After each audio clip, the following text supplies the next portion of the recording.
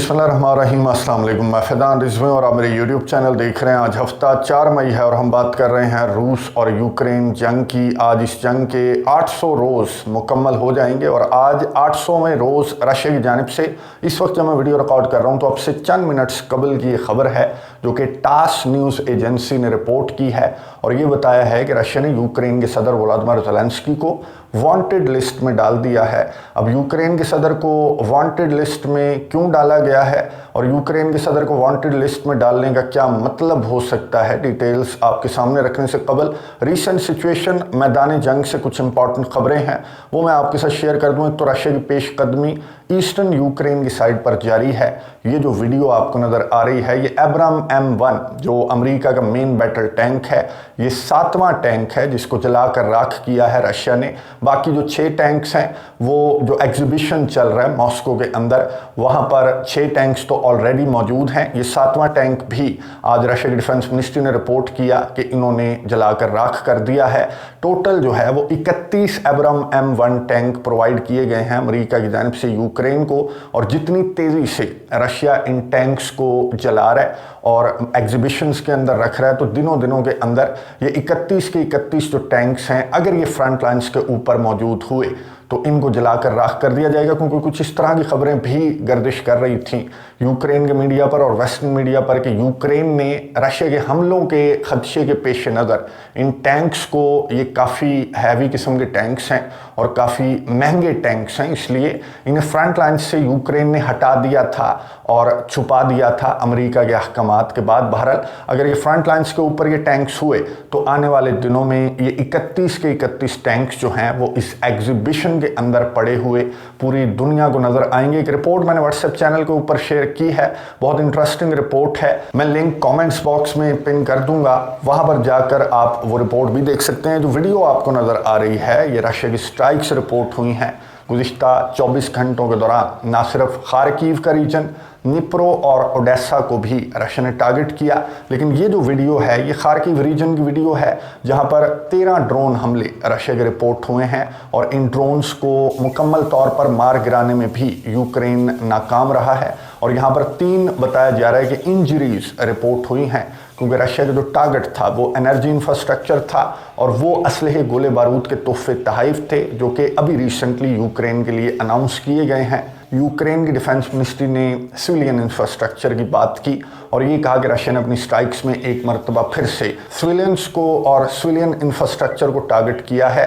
बहरहाल रशिया की defence ministry ने कहा कि हमने एक और हमला भी नाकाम बनाया है, एक तकरीब कार को हमने मारा है जो रशिया की डिफेंस मिनिस्ट्री को टारगेट करने की प्लानिंग कर रहा था। रूस के अंदर, मॉस्को के अंदर, डीप इनसाइड रशिया जिस तरह का जो दहशतगर्द हमला है जो रिपोर्ट हुआ था, जो क्रॉकस सिटी हॉल है, उसी तरह का ये हमला प्लान किया जा रहा था रशिया की डिफेंस मिनिस्ट्री के ऊपर और इसको भी रशिया की डिफेंस मिनिस्ट्री ने कहा कि हमने नाकाम बना दिया। साथ ही रशिया ने यूके को और फ्रांस को, यूके की जानिब से मैंने आपको बताया था गुज़िश्ता वीडियो के अंदर कि यूके के फॉरेन सेक्रेटरी ने कीव का विजिट किया था और यहाँ पर यूक्रेन के सदर व्लादिमीर ज़ेलेंस्की को यूके के फॉरेन सेक्रेटरी ने ग्रीन सिग्नल दिया था कि हमारा असलहा, गोला बारूद, हमारे लॉन्ग रेंज मिसाइल्स इस्तेमाल करते हुए आप इनसाइड रशिया या फिर डीप इनसाइड रशिया भी टारगेट कर सकते हैं। हमें इस बात पर कोई एतराज़ भी नहीं है और हम व्लादिमीर पुतिन से डरते भी नहीं हैं। इसी तरह की बात फ्रांस के सदर इमैनुअल मैक्रोन ने फिर से रिपीट की थी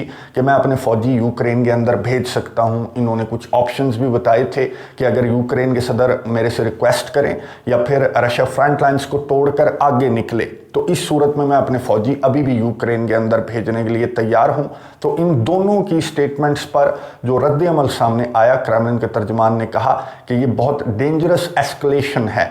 ये जो स्टेटमेंट्स जिस तरह की सामने आ रही हैं, जो मरिया ज़खरोवा हैं रशिया की फॉरेन मिनिस्ट्री की तर्जमान, उन्होंने बयान जारी करते हुए कहा कि जिस तरह की स्टेटमेंट्स हैं, जिस तरह की हरकतें हैं और जिस तरह की मिलिट्री एक्सरसाइजेस हैं नेटो कंट्रीज़ की रशिया के बॉर्डर पर, ईस्टर्न फ्लैंक के ऊपर, तो ये सारी चीज़ें देखकर यही लगता है कि नेटो ममालिक जो हैं, नेटो का जो अलायंस है वो रशिया के साथ एक बड़ी जंग लड़ना चाहता है और लड़ाई की तैयारी नेटो कंट्रीज़ की जानिब से रशिया के साथ लड़ाई की तैयारी की जा रही है। तैयारी नहीं की जा रही बल्कि नेटो कंट्रीज़ रशिया से लड़ रहे हैं। आज 800वां रोज़ है और इनडायरेक्टली पूरी इन्वॉल्वमेंट नेटो कंट्रीज की रशिया के साथ लड़ाई में पूरी इन्वॉल्वमेंट है। बस कंधा यूक्रेन के सदर व्लादिमीर ज़ेलेंस्की का इस्तेमाल किया जा रहा है, बाकी सारी तैयारियां, सारा असलहा, सारी इंटेलिजेंस और फॉरेन फाइटर्स के नाम पर जो फौजी हैं वो भी नेटो का यूक्रेन के अंदर मौजूद है।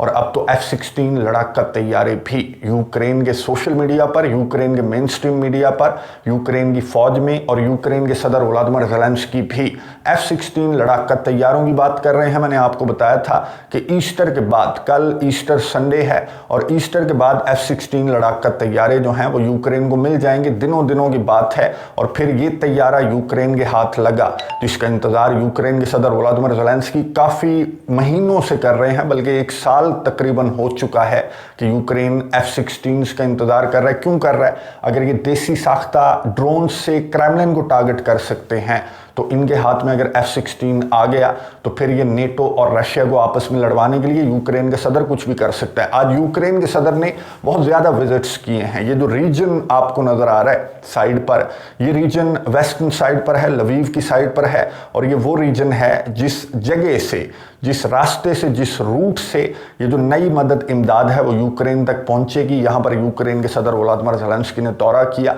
और जो वेस्टर्न वेपन है उस देखकर भी यूक्रेन के सदर ने खूब तारीफ़ें की अपने इत्तेहादियों की और अपने फ़ौजियों की। अपने फ़ौजियों से मुलाकात भी की, हॉस्पिटल्स भी गए, वहाँ पर ज़ख्मियों से भी मुलाकात की और जो अपने फ़ौजी हैं उनको मेडल्स और इनामात भी यूक्रेन के सदर ने तकसीम किए। और जो वॉर की स्ट्रेटजी है उसको भी डिस्कस किया गया, जो वेपन फ्रंट लाइन्स तक पहुंचाना है और एहतियात के साथ पहुंचाना है उसको भी यूक्रेन के सदर ने यहाँ पर डिस्कस किया। और यूक्रेन के सदर व्लादिमीर ज़ेलेंस्की ने खिताब जब अपने फ़ौजियों से किया तो यहाँ पर यूक्रेन के सदर ने एक तो शाबाश दी और ये कहा कि हम रशिया को शिकस्त दे रहे हैं और देंगे। पूरी दुनिया हैरान है हमारी करेज देखकर और जिस तरह से हम जो नेटो का ईस्टर्न फ्लैंक है या फिर यूरोपियन कंट्रीज़ हैं उन्हें हम जिस तरह से डिफेंड कर रहे हैं। तो वाहिद रास्ता, यूक्रेन के सदर ने कहा कि वाहिद रास्ता यूक्रेन के नेटो में एंट्री का वाहिद रास्ता ये है कि हमें हर हाल में रशिया को शिकस्त देनी है। अब हमारे पास सारे के सारे रिसोर्सेज आ चुके हैं, थैंक्स टू और एलाइज के हमारे पास सारे का सारा असलहा, गोला बारूद आ गया। देर हुई लेकिन अब हम रशिया को शिकस्त देने के लिए मुकम्मल तौर पर तैयार हैं। अब यूक्रेन के सदर व्लादिमीर ज़ेलेंस्की ये जो दौरे करते फिर रहे हैं डिफरेंट रीजन्स के, पहले भी करते रहे हैं, फ़ौजियों से मुलाकातें करते हैं, फ्रंट लाइन्स के ऊपर जाते हैं। अब मेरा ख्याल है कि मजाक ख़त्म होने का वक्त आ चुका है क्योंकि रशिया की जानिब से, मैंने इंट्रो के अंदर आपको बताया कि रशिया की जानिब से यूक्रेन के सदर को वांटेड लिस्ट में डाल दिया गया है। अब ये वांटेड लिस्ट में जो टास न्यूज़ एजेंसी रिपोर्ट कर रही है या फिर डिफरेंट जो वेस्टर्न चैनल्स हैं जो रिपोर्ट कर रहे हैं कि रशिया ने यूक्रेन के सदर को वांटेड लिस्ट में डाल दिया, तो इससे आगे जो डिटेल्स हैं वो रशिया ने भी शेयर नहीं की कि यूक्रेन के सदर को वांटेड लिस्ट में 800वें रोज़ डालने की क्या वजह है। इससे कबल जो इस्टोनिया की प्राइम मिनिस्टर हैं उनको भी रशिया वांटेड लिस्ट में डाल चुका है। और इस्टोनिया के प्राइम मिनिस्टर को वांटेड लिस्ट में डालने का मैं मकसद आपको बता दूं, वजह बता दूं क्या थी। जो मॉन्यूमेंट्स थे सोवियत दौर के, उसको इस्टोनिया ने भी यहाँ पर मिसमार कर दिया था, ज़मीन बोस कर दिया था अपने मुल्क के अंदर। तो तमाम के तमाम जो एक्स सोवियत कंट्रीज़ हैं जैसे यूक्रेन है, जो बाल्टिक स्टेट्स हैं या फिर आर्मीनिया, अज़रबैजान वगैरह, यहाँ पर सोवियत के मॉन्यूमेंट्स मौजूद हैं। और कुछ कंट्रीज़ में तो अभी भी हैं, लेकिन ये जो कंट्रीज़ हैं, जो यूरोपियन कंट्रीज़ हैं या फिर अब जो यूक्रेन है, जो मनाज़र आपको नज़र आ रहे हैं यूक्रेन के अंदर गुज़िश्ता दिनों, ये जो सोवियत मॉन्यूमेंट्स हैं जो कि वॉर में विक्ट्री, वर्ल्ड वॉर 2 में विक्ट्री के बाद ज़्यादातर ये मॉन्यूमेंट्स बनाए गए थे, इनको यूक्रेन के सदर व्लादिमीर ज़ेलेंस्की इन मॉन्यूमेंट्स पर भी गुस्सा उतार रहे हैं जब से जंग स्टार्ट हुई है। तो एक वजह तो ये भी हो सकती है कि रशिया ने यूक्रेन के सदर को वांटेड लिस्ट में इसी वजह से डाला जिस वजह से इस्टोनिया के प्राइम मिनिस्टर को डाला गया, क्योंकि 9 मई को आपको मालूम है कि रशिया के अंदर विक्ट्री डे सेलिब्रेट किया जाता है। जंग अजीम दोम में जो विक्ट्री थी वो रशिया के बगैर तो पॉसिबल नहीं थी। वैसे तो रशिया के इत्तेहादियों में अमेरिका, फ्रांस और यूके भी थे, लेकिन रशिया अगर ना आता, सोवियत ना आता, तो फिर जर्मनी, सारे के सारे ममालिक को जर्मनी ने खा पी जाना था। बहरहाल जो नाटसी है उसको इन्होंने दोनों साइडों से इन्वॉल्व कर लिया था। अगर रशिया इन्वॉल्व ना करता, और जर्मनी का जो हिटलर था उसकी सबसे बड़ी गलती भी यही थी कि उसने सोवियत से जाकर पंगा लिया, जो कि उसको बहुत ज़्यादा भारी पड़ा था। बहरहाल ये रीज़न भी हो सकती है, आने वाले चंद घंटों में जो रीज़न है वो भी बता दी जाएगी कि यूक्रेन के सदर को वांटेड लिस्ट में रशिया ने क्यों डाला है। और ये वांटेड लिस्ट में यूक्रेन के सदर को डालने के बाद ये जो नेगोशिएशंस की बातें यूक्रेन के सदर या फिर यूक्रेन के इत्तेहादियों की जानिब से की जा रही हैं, वो तो बिल्कुल खड्डे में चली गई। क्योंकि अगर आपने एक मुल्क के प्रेसिडेंट को वांटेड लिस्ट में डाल दिया तो फिर ये नेगोशिएशंस जैसी जो बातें हैं वो आज के बाद दोबारा नहीं की जाएंगी। या विक्ट्री डे परेड और विक्ट्री डे स्पीच पर रशिया के सदर व्लादिमीर पुतिन क्या कहेंगे, बहुत इंपॉर्टेंट तकरीर भी होगी 9 मई को। लेकिन उससे कबल रशिया की जो फौजें हैं उनको इंपॉर्टेंट टास्क सौंपे गए हैं रशिया के सदर की जानिब से, क्योंकि 9 मई को तकरीर के मौके पर कुछ इम्पॉर्टेंट जो अचीवमेंट्स हैं वो भी मैदानी जंग के अंदर होनी चाहिए। जिस तरह से अवडीवका का इलाका है या फिर अब चेसिव यार का जो इलाका है उसको कंट्रोल करने के लिए रशिया की फ़ौजें बहुत तेज़ी के साथ आगे बढ़ रही हैं। लेकिन 9 मई भी बहुत करीब है। क्या 9 मई से पहले चेसिव यार को भी रशिया कंट्रोल कर लेगा, या फिर कोई इससे भी बड़ा सरप्राइज रूस के सदर व्लादिमीर पुतिन अपनी विक्ट्री डे के मौके पर जो तकरीर करेंगे उसके अंदर देंगे? नज़र रखेंगे, आपको अपडेट्स देता रहूँगा। अगली वीडियो तक के लिए इजाज़त दीजिए। अल्लाह हाफिज़।